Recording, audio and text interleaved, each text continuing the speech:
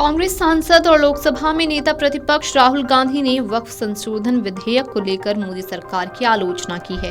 उन्होंने social media platform x पर एक पोस्ट में कहा कि ये कानून अभी तो मुसलमानों को निशाना बना रहा है, लेकिन भविष्य में बाकी समुदायों को भी प्रभावित कर सकता है।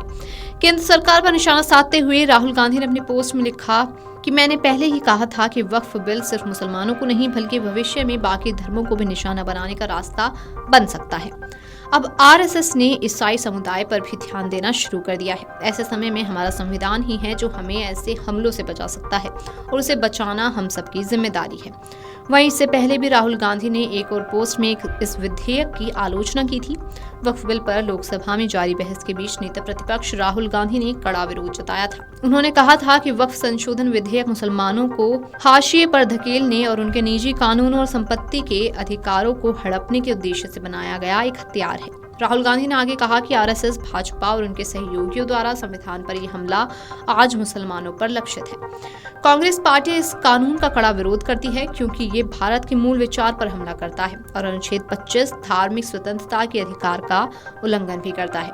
बता दें कि वक्फ संशोधन विधेयक के खिलाफ कांग्रेस नेताओं ने सुप्रीम कोर्ट में याचिका भी दायर की है। कांग्रेस सांसद मोहम्मद जावेद और एआईएमआईएम प्रमुख असदुद्दीन ओवैसी द्वारा वक्फ संशोधन विधेयक को चुनौती देने के लिए सुप्रीम कोर्ट जाने पर कांग्रेस नेता हुसैन दलवाई ने कहा कि ये विधेयक संविधान के अनुच्छेद 15, 25, 26 और 29 का उल्लंघन करता है। मामले को सुप्रीम कोर्ट में ले जाना वैध है और लोग कानूनी रूप से इससे लड़ने के लिए आगे आएंगे। नहीं, ऐसे कोर्ट में जाएंगे। कोर्ट में जाना कोई गलत बात है, ऐसी कोई बात नहीं है।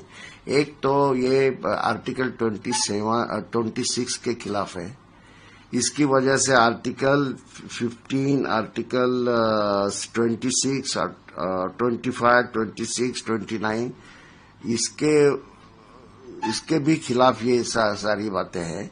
यहाँ ऐसा है कि इस देश में जो रिलीजियस मामले हैं, रिलीजियस प्रॉपर्टी वो मैनेजमेंट करने की जो बात है, उसमें आर्टिकल 26 ने पूरी तरह से अलग अलग जो धर्म के लोग हैं उनको ये दिया है। उन्होंने करना चाहिए ऐसा कहा गया है। तो एक तरह से ये संविधान के खिलाफ इन्होंने ये कानून करने जा रहे हैं और वो कहते हैं ये मजहबी कानून नहीं है, ये खाली लैंड के बारे में है। ये बिल्कुल गलत है क्योंकि लैंड दरगाह शरीफ के लिए होती है, लैंड मस्जिदों के लिए होती है। तो एक तरह से जानबूझ के कर रहे हैं। ये कोर्ट के सामने रखने का काम वो लोग करेंगे, उसमें कोई कांग्रेस और एआईएमआईएम द्वारा वक्फ संशोधन विधेयक 2025 को चुनौती देने के लिए सुप्रीम कोर्ट जाने पर भाजपा सांसद प्रवीण खंडेलवाल ने कहा कि याचिका दायर करना हर किसी का अपना अधिकार है, लेकिन ये भी सच है कि उस समय जो कुछ भी हुआ वो स्थापित परंपराओं, नियमों और कानूनों के अनुसार हुआ है। देखिए, याचिका दायर करना हर एक का अपना अधिकार है, किंतु ये भी सत्य है कि वक्फ पर जो भी कुछ हुआ है वो स्थापित परंपराओं, नियम और कानूनों के अंतर्गत हुआ है। सदन में बिल आया, जेपीसी बनी, विपक्ष की मांग पर जेपीसी बनी, जेपीसी ने व्यापक रूप से चर्चा की, जेपीसी ने अपनी रिपोर्ट सौंपी और सदन के नियमों के अंतर्गत उस पर चर्चा हुई, वोटिंग हुई और उसके बाद बिल पारित हुआ।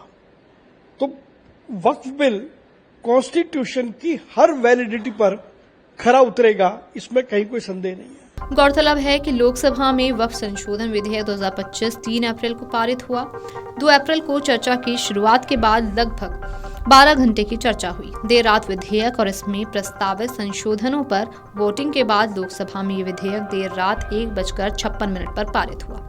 इसके समर्थन में 288 वोट पड़े, जबकि विपक्ष में 232 वोट डाले गए। अगले दिन यानी 4 अप्रैल को राज्यसभा में विधेयक पारित हुआ। राज्यसभा में 3 अप्रैल को इस विधेयक पर चर्चा की शुरुआत हुई।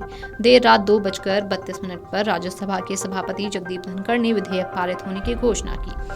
राज्यसभा में इस विधेयक को 128 सांसदों का समर्थन मिला, जबकि विरोध में 95 वोट डाले गए। अगर आप ये वीडियो YouTube पर देख रहे हैं तो हमारे चैनल को सब्सक्राइब कर बेल आइकन दबाएं और Facebook पर देख रहे हैं तो हमारे पेज को लाइक करें। 8 मिलियन प्लस सब्सक्राइबर, आपके इस भरोसे के लिए बहुत धन्यवाद।